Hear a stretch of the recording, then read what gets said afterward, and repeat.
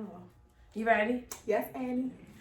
Hello, everyone. My name is Nkendra Yassine, and I am the proud author of Boss Talk. Boss Talk is an acronym for Beating Obstacles, Statistics, and Stress. And today we have Sade Ellis of Evolution of Ellis here today to talk about her journey from where she began to now being a boss, what I define as being a boss. So how are you today, Sade? I'm great. Great. So today, Sade is going to talk about what got her here, her process, what inspired her, who motivated her. Because a lot of the times we see people on the other end, the end where she is now, looking gorgeous, just sitting here, fierce and fabulous. But what were those things that inspired her to be who she is today? So Sade, can you tell our listening audience what you do?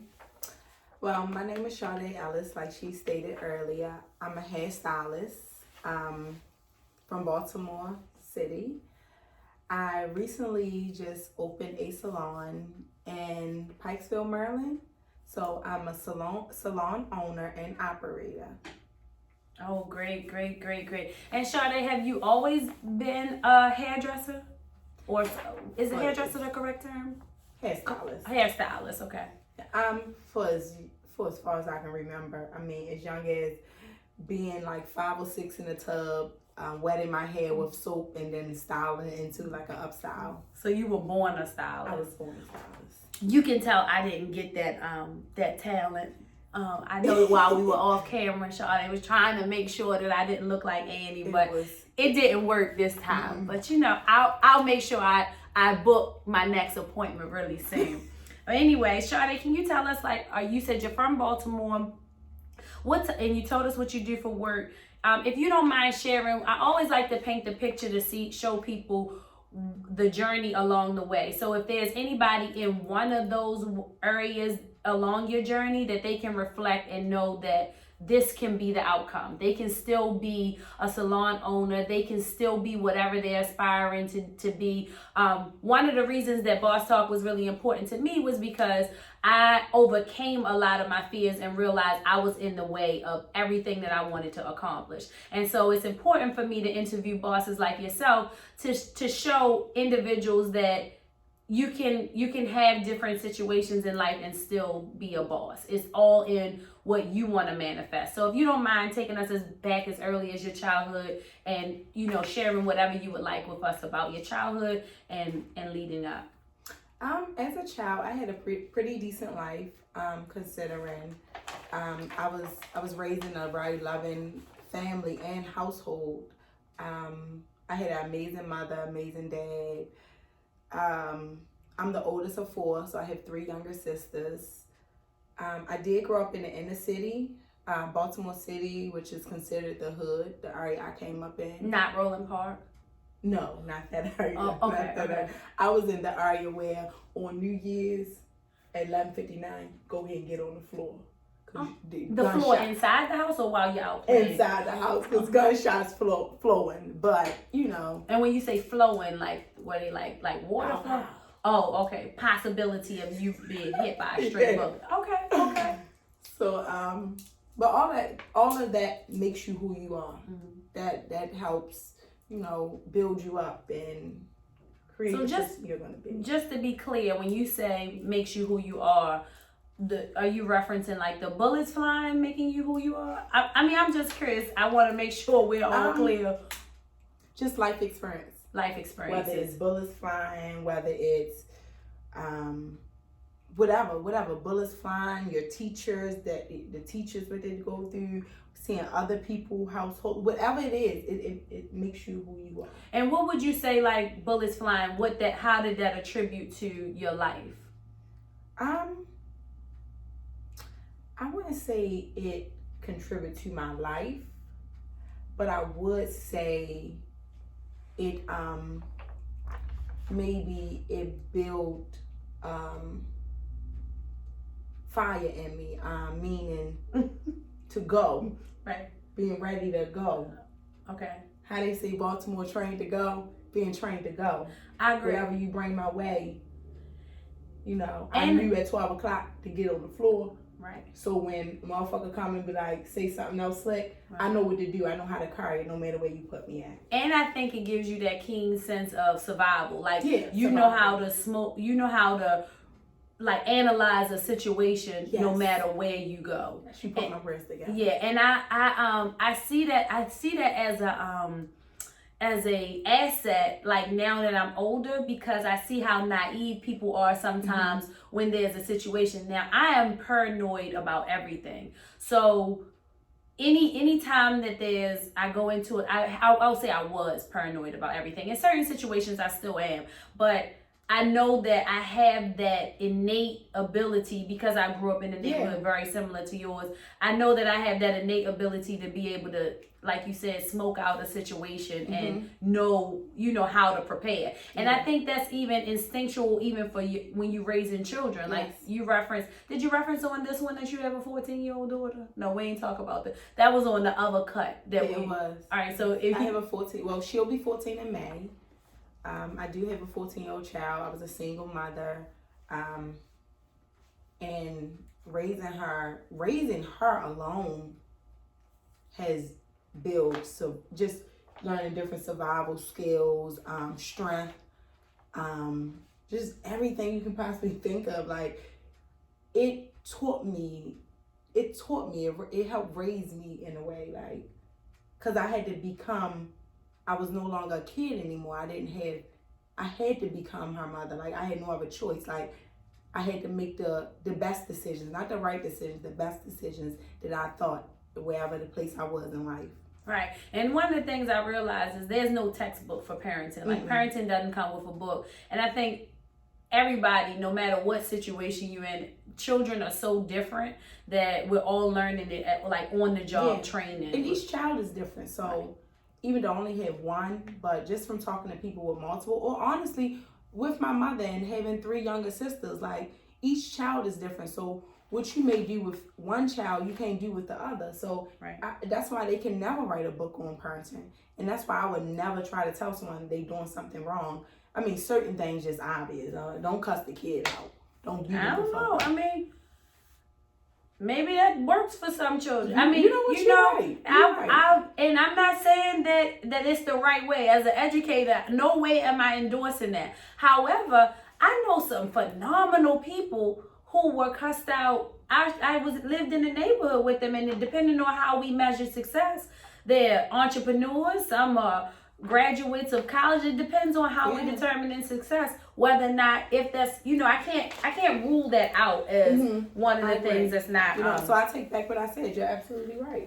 Right. That's why there's no book, though. Right. So you said you had to hurry up, and you said you had to learn how to be a mother. I know I had my first son when I was 17. How old were you when you had your daughter? I had just 18. I turned 18 in February. She was born in March. So and what I mean by hurry up, because when you're pregnant and you're young, you're still so young that you have not even experienced life yet. Right. You haven't went through even half of your life. So you kind of got to hurry up, because you can still hang with your friends, but it's not the same. Right. Like, your schedule changed. Like, all right, when the baby's young, and I had a lot of support. I had amazing support helping raising her, from down to my friends' mothers, to my mother, just my little sisters. They were a big help with her growing up. But even still, you have to, because now certain things you don't want around your child. So if you're, depending on what your fun is, like, even if my fun just staying out late, I can really no longer stay out late, because even if someone else is watching her, the minute I come in, she may wake up. Now I just broke her sleep. Right.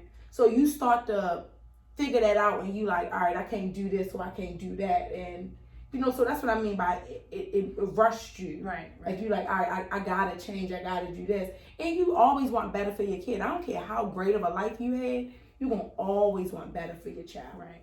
And what I love about these kind of interviews is that it really defines what I mean when I say beating obstacles, statistics, and stress, because nobody will write in a book that somebody that's a teenage mom will own a hair salon now. Mm-hmm. Like, that's not the pain. So I think it's really important for that 18-year-old girl to see, and you still fly. So I think that's one other thing too. Like, I think when people are really old telling the story about what, their challenges, I love the fact that you own a salon now, because you still young, you still youthful. I know you still listen to certain trap music and all that kind of stuff, mm-hmm. which shows them that it's like you're not far from the 18-year-old in their mind, But no matter what people say about having a kid young, and I don't suggest it on anyone, so let me clear that up.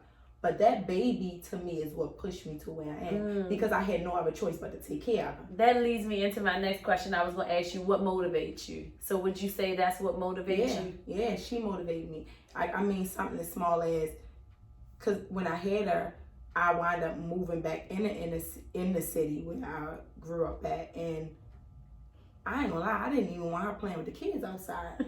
I don't mean to say it like that, because they were rough and she wasn't that rough. So I was like, we gotta get up out of here. I was like, I can't do this. And I wanted better schooling for her. I wanted her vocabulary to be out of this world, because I didn't have that. So, like, those things pushed me. She pushed me, and she don't even know it, but she pushed me to be better, to do better, or to try my best. Right. Because I'm not perfect. Right. But I can try my best. So, as an honor roll student now, we know that you did a hell of a job. Principal's honor roll. And vocabulary is definitely what you were aspiring to do. Can you talk us through that process? Like, when you say you had to do your best, what did your best look like? My best looked like, I had no other choice but to be an entrepreneur, because my best was trying to get jobs. The supervisor telling me that they're going to have to let me go because I won't follow the rules. Like, you just won't come on time. I used to blame it on the baby. The baby ain't wake up. They like, you could pick that baby up, dress her, and keep her asleep while you doing it. So I knew the kind of money that I wanted and needed. And Kendra is my cousin. I ain't the best at following directions.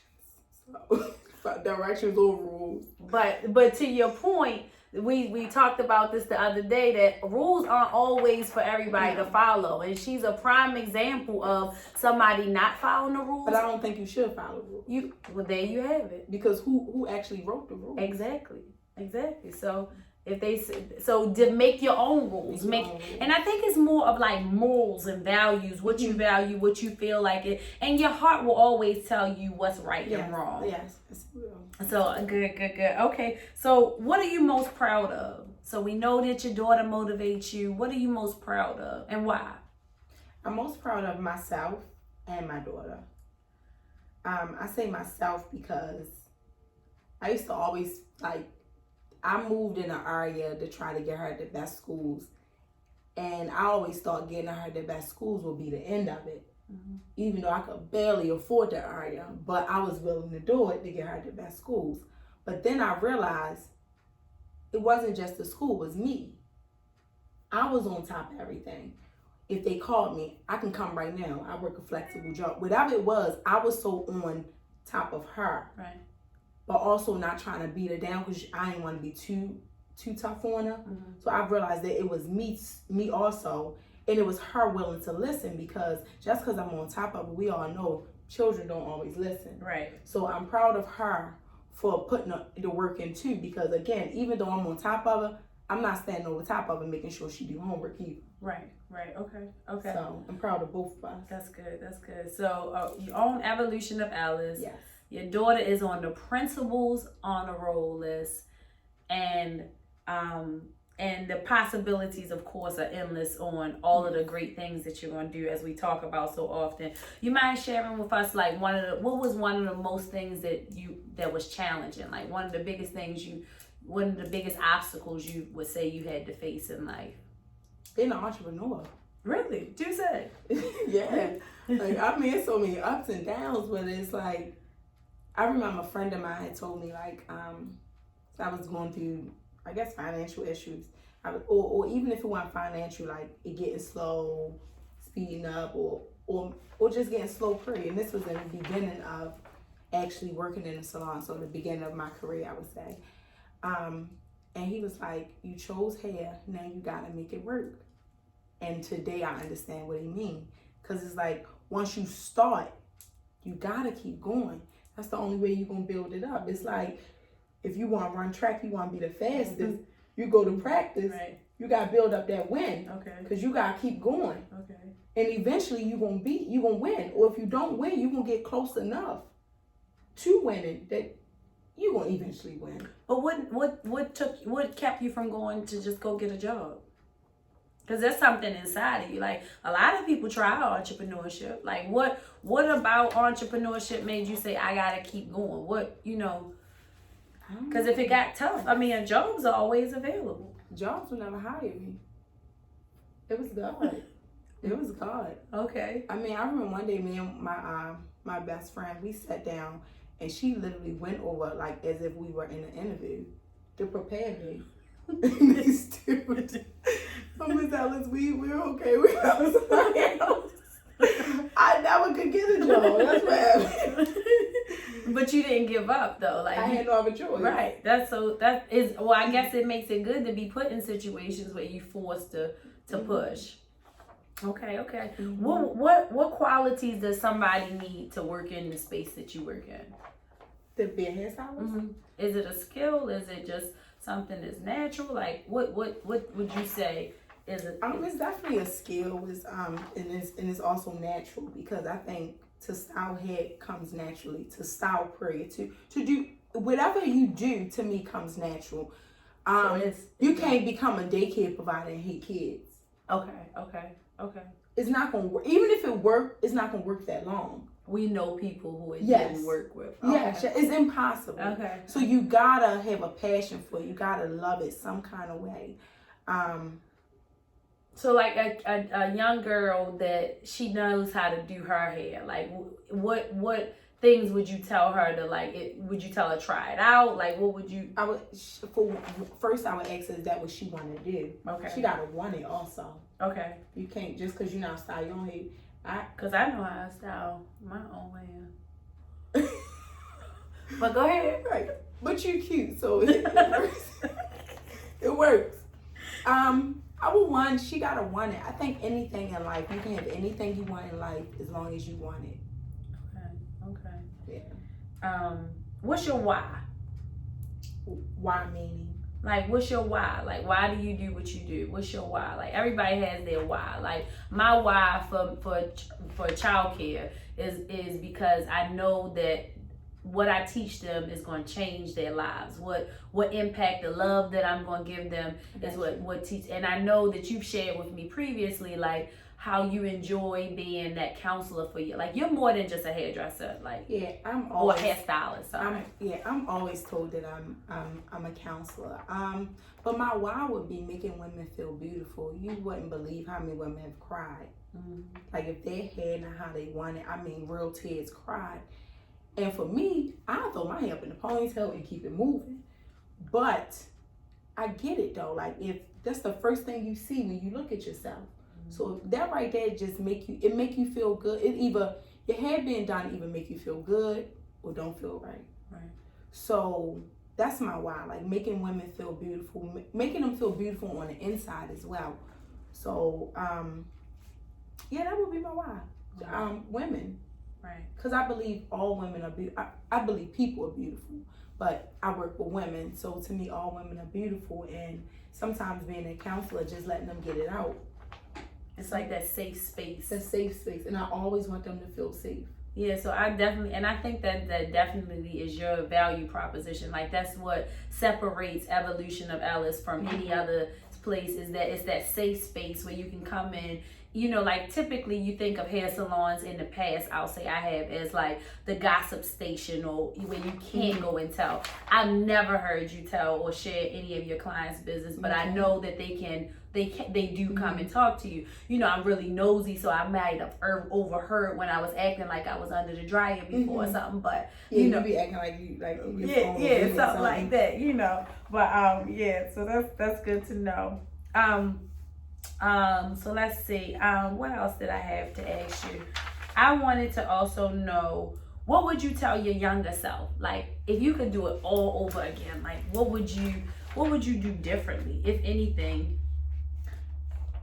I don't really know if I would do anything differently. I would say I would, but if I did, it wouldn't bring me to here. Mm-hmm. There's no way to get here without going through everything I went through. Right.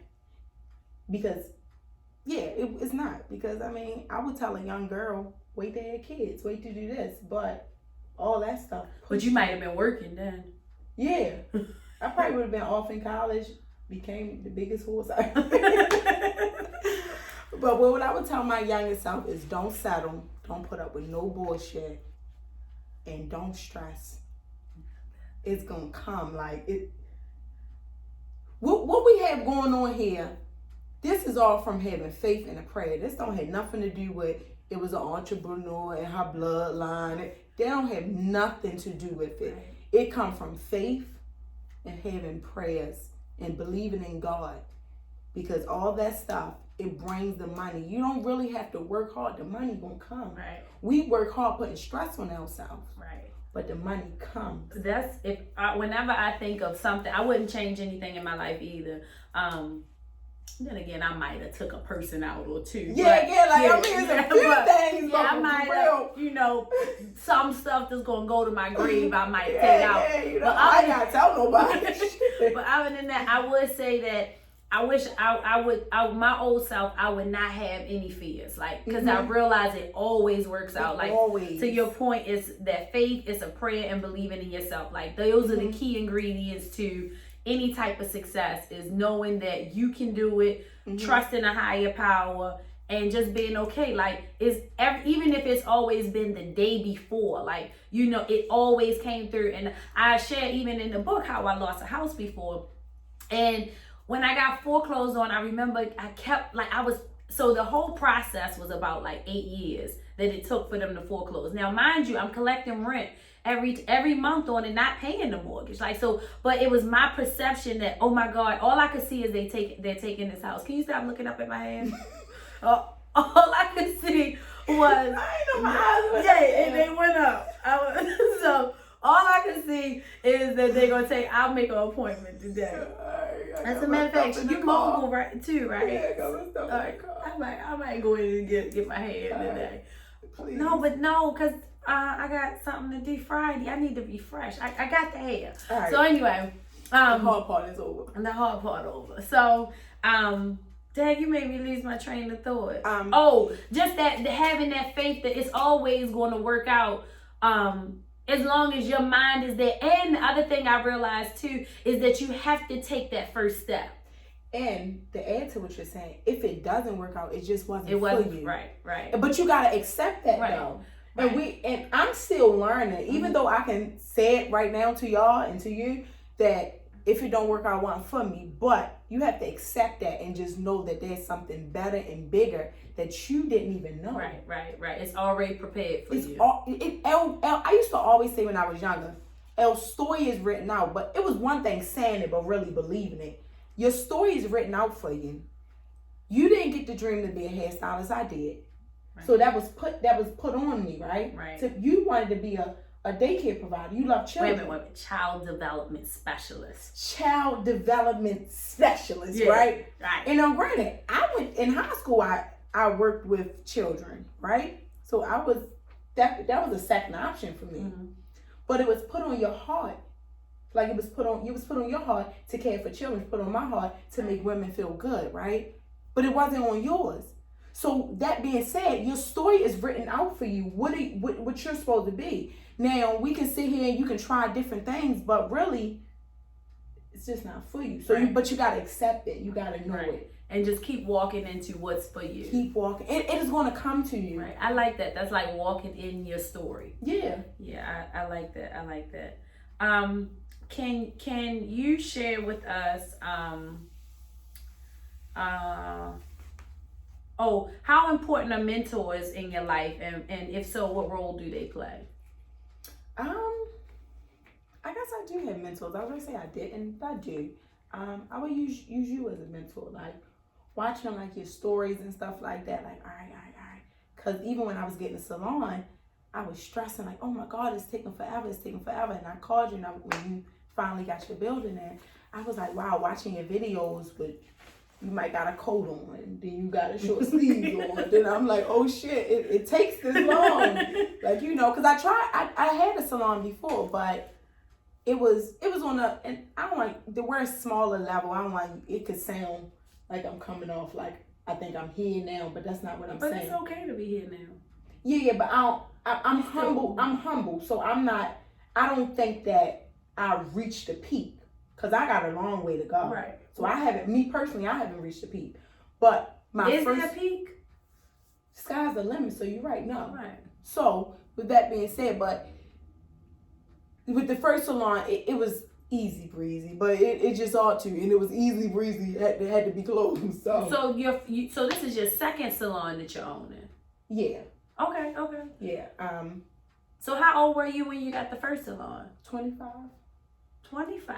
Yeah, 25. So you had a kid at 18, and then 7 years later, you opened a salon. That's a big deal. Like, I think sometimes we discredit our stuff because of where we have our expectations. Mm-hmm. So, dang, my wet spot showing. I don't know how to edit that out yet, so I'm gonna just keep my own down.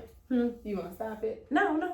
Okay. I'm fine with it wet under. You keep it wet. Yeah, I mean, I put some tissue under it. But I think that's really important. I think we sometimes take for granted because we have the bar set so high for ourselves that we miss the other parts where other people that see you would be thinking, other people that other people that see you would be thinking, wow, she had a baby at 18, and then she opened up a salon 7 years later. Like, I didn't even see that. Right, that's a big deal. But like, to an 18-year-old that's having that baby right now. So far away. What? It sounds so far away. What, 18? If you the 18-year-old girl and saying this is what I want, it sounds so far away. But can you express how quick 7 years go past? In the blink of an eye. Right. Literally. You wake up, right, and it's just that patience because somebody 18 is feeling like, you know, and you said you're a single mom, like, okay, I'm not with the person, and don't nobody plan to have a baby and be a single mom. I know I didn't. I mean, maybe some people just wanted a baby, but I know I didn't plan on being a single mom. But I don't think you think like, oh, I'm going to have this in 7 years when you're right there. And that's my whole point of like painting the picture so people could see that you can do whatever it is you put your mind to. I want to go back to something you had said. I can't remember the exact question, but we were talking about what's for you is for you, what isn't.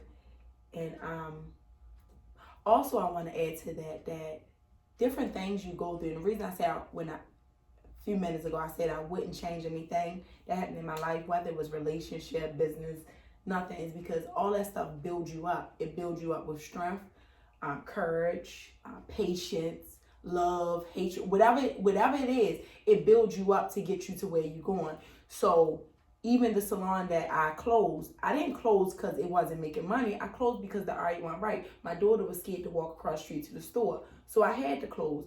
I would come outside some days. My car might have been with yellow tape surrounding it, right? And what is yellow tape used for? When there's been not even a murder. It could just be whatever crime, a fight, whatever. I guess at the time it was a stabbing. Somebody got stabbed. And someone then, a client of mine was driving past, called and asked me, was I okay? I don't tell you, man, I'm good. Look outside, my car is surrounded with yellow tape because a fight had took place right near my car and someone got stabbed. But I say that to say, that's why I closed that salon. But opening that salon showed me what I wanted. That just wasn't the location. So it showed me this is what I want. Even if, okay, and I'm gonna use a relationship if we're not in business. No, it be whatever you want it to okay. be. So let's just say your last 3 relationships didn't work. You always take, in any situation you're in, you find a lesson and a blessing. If you only find the lesson, always find a blessing in it, right? Always, no matter what, find a blessing in something. Even if you only find a lesson, you got to find a blessing in that lesson. The blessing could have been you learned something. But anyway. Or that you wasn't the one to get stabbed. Exactly. No, I'm just saying, like, it's so bright. It could have been. Yeah, I think my drawer was when the people got shot on the bus stop and they used a standby, what it's called, innocent bystander as a shield. Right. That right there, I knew I had to go. But right, to your point, that it could be, you could be being protected from something you don't know. Exactly. So you take every situation you in life and you use it. And you use it to where you're going at in life, to your higher self. So my heart got broke. But what I got from this situation is, okay, I know I want a man like this, or I want a man to do X, Y, and Z. Mm-hmm. I can't take that out because I ain't like that part. Right. Then you meet another one. Okay, it may not work. Dang, the other guy do that. I didn't know what that felt like. Right. Business. Okay, I know I want a salon. This is just not the location. Boom. All right, when I do the second location, I know I need to write a contract. I need to do X, Y, Z. I go to Cilantro. I learned so much in Cilantro. What is Cilantro? Business. Cilantro Select Suites is salon suites in Baltimore. Oh, so you left your salon and you went to Cilantro. Okay, yeah. So you went back in the salon, mm-hmm. and then now you. Oh no, I had my own suite. Okay, a suite there. So it's kind of like having your own salon, but it's just like a cubicle. Okay. But it's yours. Okay. So yeah, but I took everything, even at Cilantro. I stayed there for what, 4 years, a little over 4 years. But from being at Cilantro, I knew that I still wanted a salon. Mm-hmm. I knew that didn't work for me. I liked working around people. Mm-hmm. So that was my lesson in it. But my blessing was meeting the owner, having a nice relationship with him. And then when I opened this salon, he helped me mm-hmm. in one step of it. Right. So that's the blessing. So you take everything mm-hmm. and you use it to your new stuff. Like it's like going through school. You go kindergarten, you graduate 5th grade, then you go to middle school, right. Then you go to high school. Like all process. That stuff is building you up. Mm-hmm. All right, I know how to add. 1 + 1 is 2. All right, okay, now I got to divide it. Right. 2 divided by 2. Now it's a step. Right. But you got to learn how to add first to get there. Right. That's a great point. That's a great point. And in the book, I talk about being a victim. Like, it's your choice whether or not you're going to be a victim in situations or whether you're not. Like, it's all mm-hmm. in your perception. And to your point, I think that's a great point, that if you look at life that way, you won't stay stuck. Because you could just ball up. Like, after you left that salon, you could have just said, oh, woe is me. I'm going to just stop mm-hmm. here. I'm not going to push any harder. Or I'm going to go find a job or whatever. But instead, you kept going forward. And that's my whole point of what a mm-hmm. boss is that they don't let life just dictate what they do. They take it into their own hands and they keep moving forward no matter what the challenges are. Like, it's so many people that could use, I had a baby. Like I said, I lost my house. You can use those if you want, but, and I'm not judging people who are mm-hmm. in that state, because I get that too. But you gotta, like you said, figure out what the lesson and the blessing is and everything. And you gotta be hungry. And you gotta put yourself in a space where, I don't really know how to word it for everyone, but you gotta put yourself in a space where, like, I remember I told my cousin I had a dream that I was balled up in a corner at my first house that I had of my own. And I woke up scared. To me, that was survival. That was get up, put your shirt on, put your pants on, tie your shoes. It's time to go, because unless you want to go to that corner. And when you say hungry, just so hungry, what I mean by hungry is you gotta be hungry. Like, when you hungry, you get up and you go make something to eat, or you go buy something. Okay. So when you hungry for what you want, hungry, tomato, right? But when you want it, you go get it. You gotta go get it. Okay. Like. So it's that urge inside of you. At the 18, you gonna say, all right, I had a baby. Okay, all right, but now the baby hungry and she need Pampers. So are you going to just watch her need it, or are you going to go and figure it out? You gonna figure it out. So hungry is figuring it out no matter what. Hungry is figuring it out. Okay. Yeah. Okay. Absolutely. I totally agree. What are your plans for expanding your business? So I do want to be statewide. Even go from different countries. I think I'm going to eventually, I do want to keep the spa style, but I also plan to do sweets as well. Okay. I think it's a big market for sweets. So you were in a suite and you saw that even Mhm. as something that you wanted. It just wasn't me because I like to work with people. Like I like someone next to me. I'm a talker, or I think you still learn when somebody next to you, because I might can kill a so-win, but I might see you do one thing different. Wow, let me try that. And when you say kill a so-in, that means like do it well. Yeah. Okay. Mm-hmm. Just for people that don't understand what I killing got you. it may mean. But okay, so do it well. Yes. Okay. Okay. So you said so a spa, salon, suites, and what else? And I'm also gonna branch off into my own product line and tools for doing hair, flat on, scissors, everything. And what styles do you do now? What styles do you currently do now? A little bit of everything. I'm a full hairstylist. What I mean by full hairstylist is meaning I do color cuts, extensions, natural hair. I do everything except for like braids and stuff like that. So would you be able to do a style like this? Yeah. Possibly. Well, let me see. I think that was it. I would send you to Dara. My daughter's also looking to do that. Okay. So I think that's all I had. And I eventually might get from behind the chair though. And do what? And just be on the business side of it. When you say business side, what do you mean by that? What's the business side of hair? You know, I know the business side of childcare, but what's the business side? For me, the business side would just be owning, operating. Mm-hmm. Owning, operating, and just.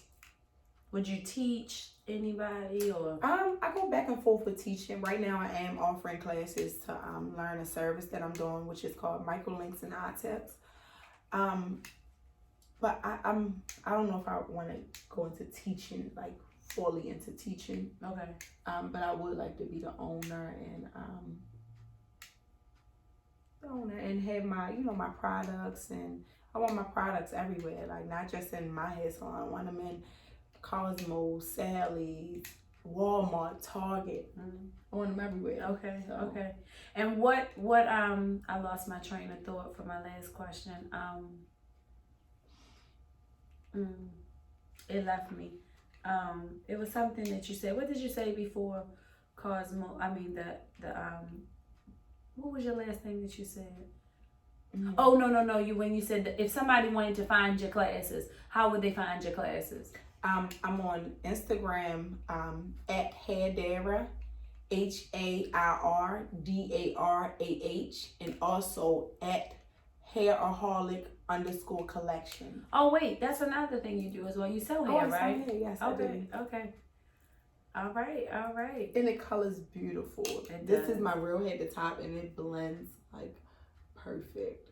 It does. So yeah, it's raw Indian hair, straight from India. I have all inches starting from 12 to I think it's 32. And I have different curl patterns, so got you covered, girl. All right. So, Sade, one more time, can you give us the contact information? Because I know right now you are also doing mobile because of COVID right now. Yes. So how would somebody, if they were interested in booking you and being as fabulous as you are, and of course as fabulous as I am. Ooh, get it, Annie. Right now. Ooh. My contact info is 443-892-0332. And again, you can find me on Instagram to see my work. And my hair page is at Hairaholic, like an alcoholic, collection. Oh, well, I thank you so much, Sade, for joining us of Evolution of Ellis today. We are so excited to have you. Again, the book Boss Talk comes out July the 17th, 2021, my birthday. So if you get a book, you will be invited to the party as well. The first 100 books will be signed, and I'm so glad that you all joined us today. All of Evolution of Ellis information will be under this video. So if you want to book her, you want to see her work, it'll all be here under this video. Thank you for joining us, and have a great day, and be a boss. Thank you for having me.